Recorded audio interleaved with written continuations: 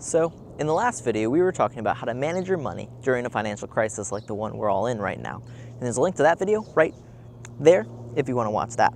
Today, I'm going to give you a few quick tips about how to save some money during this time, particularly how to eat really good on a budget. My beautiful fiance is going to be joining me for this video because she's kind of the food expert between the two of us. So let's go over to her place. Thor.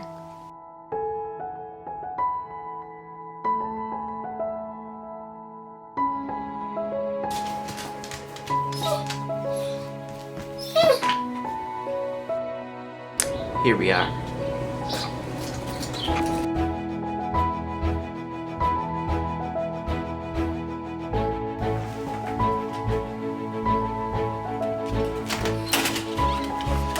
Hey, Bobby. How you doing? Good morning.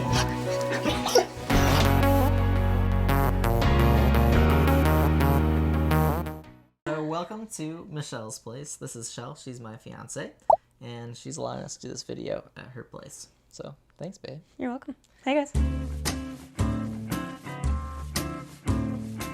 Pro tip number 1. We like to plan our meals a month at a time because it helps us really know how much we're spending and what we need to buy, and it saves us some trips to the grocery store, and it keeps us from eating out more than we have to because we always have food around. Of course, during COVID, you may have to adjust, but when this is all over, that's a great tip to keep in mind. We have an Excel spreadsheet that we created that we actually are able to map out the entire month, and we're able to plan each individual meal as well as snacks. You've got to keep in mind the snacks. Now, it's really difficult to do because you got to find a day that we're both available, or maybe 2 days, to be able to do all the shopping, all the cooking, and all the meal prepping. But once you have it all mapped out, the rest of the month is easy peasy lemon juice. I would also note, you guys, that one thing that we've learned in doing this so many times again and again is that you will, if you eat produce, you will want to for sure leave a little bit of your budget in your groceries for produce throughout the different weeks, because we made the mistake of not doing that and we did not have enough. Pro tip number 2. Buy cheap ingredients. So go to the store and get yourself things like noodles, rice, beans, oatmeal, all that stuff you can get for super cheap, and it goes a long way, and it's going to be the base for a ton of different dishes. So if you have a bunch of that stuff laying around, you're going to be able to make things like tacos and pasta, and I mean, you can really get creative with it. There's so many different dishes.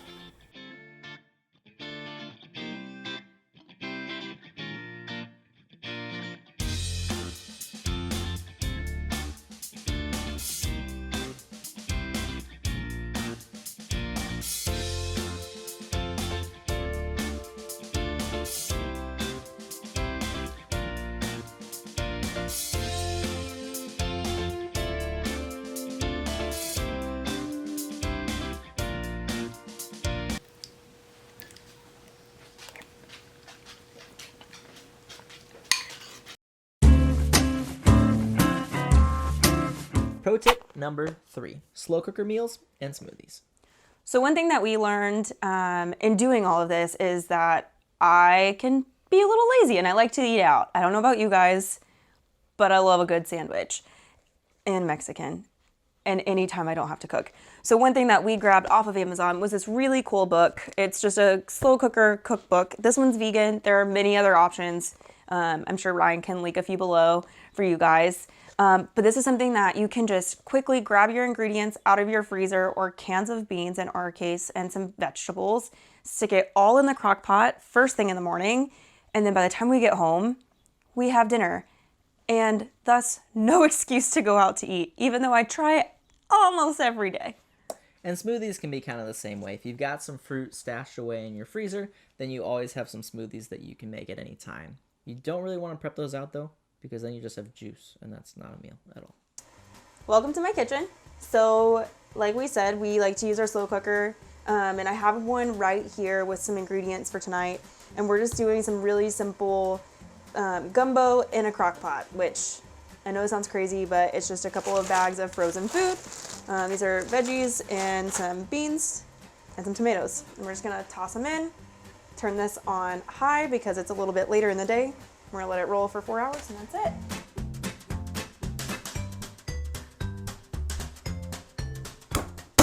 Smash the clove of garlic. Toss them in. I'm gonna add some spices for some extra delish flavor.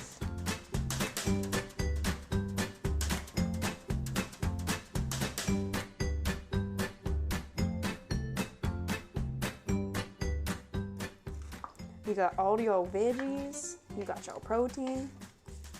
This is getting weird. And then we'll let this sit for 4 hours, stirring occasionally. And these, you would know this, but these are rice grits. I'm not really crazy about corn grits. They come from the South. These are from Mississippi, and they're delicious. They're really creamy. So we're gonna make these up and serve this with our gumbo, but we won't do that until the very end. So that'll be like in 4 hours, 3.5-ish. And dinner's cooking. Pro tip number 4 is to spice up your basic dishes. So before we were talking about how you can keep your dishes super basic and they're going to be super cheap, but for some people, you're going to want a little bit of something more exciting over time. So for instance, if you're making pasta, you might just have your noodles and your sauce and it's going to be super cheap.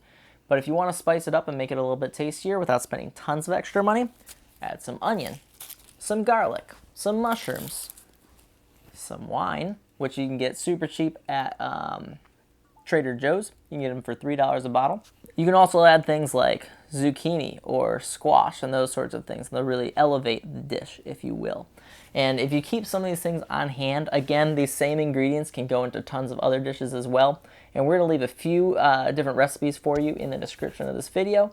But they're going to be great. You can be creative. Have fun with it. You want to do this one? Yeah. Pro tip number 5, going vegan. I know. A lot of you are like, I'll never be vegan in a million years. Veganism doesn't have to be difficult, complicated, or even expensive. You can really do it with just the basics, like Ryan told you earlier. Simple produce, beans, and some kind of a starch. Pasta, rice. That's as basic as you have to go. Actually, we have a recipe for you. Try one of our delicious chickpea salad sandwiches. So a lot of you guys may have had tuna salad sandwiches before, but this is a little bit of a cheaper option, being the vegan option. So what we got here is we've got some garbanzo beans instead of the tuna. And when you start mashing them up, you're going to notice that it looks a lot like tuna. And it's going to taste a lot like tuna too. But overall, what we've got is we got our beans, we've got our dill relish, capers, Dijon mustard, and some veganaise, as well as our mushrooms, onions, and celery that we're going to chop up really fine like. And all of that is going to go together to make our salad. We're going to put it in this bowl right here. But before I do that, I also want to note that once you've created the sandwich itself, you're going to do the toppings. So you've got some avocado, some tomato, cucumber, and then your sprouts to go on top as well. And of course our bread is sitting over here, so let's go ahead and give it a whirl.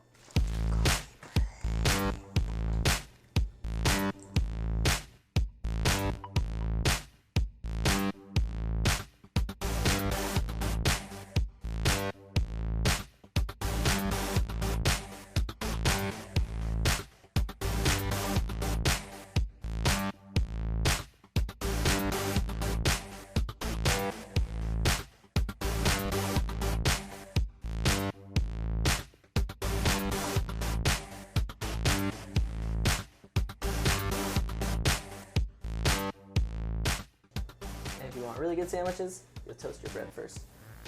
We use the oven since we don't have a toaster oven, and you can't toast your bread in the microwave.